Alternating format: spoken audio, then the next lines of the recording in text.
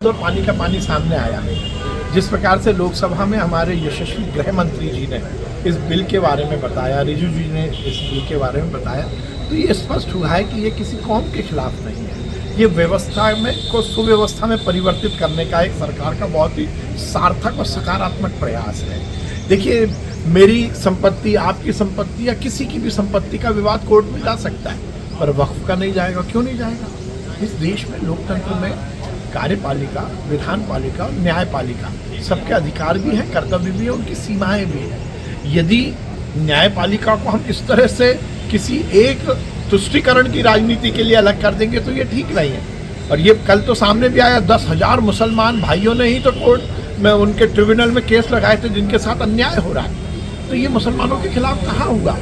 अब यदि आप केवल आपकी राजनीति खत्म हो रही है, आपकी बेजा संपत्ति जिस पर आपने वक्फ की संपत्ति पर कब्जा किया है वो इधर उधर हो रही है, तो आपके पेट में दर्द हो रहा है। ओवैसी जी ने कल जो हरकत की, क्या वो संवैधानिक है?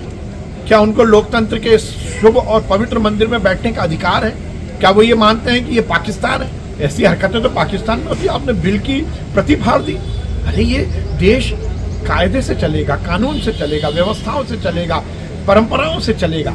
ये सदन कोई मछली घर नहीं है जिस प्रकार से आपने अपनी कुंठा को दिखाने के लिए और अपनी राजनीति की रोटी सेकने के लिए बिल की प्रति फाड़ दी। तो शर्म आती है। मुझे लगता है कि इस तरह से ये सुनिश्चित हुआ। अच्छा, प्रियंका जी कहाँ हैं? कहाँ हैं राहुल जी?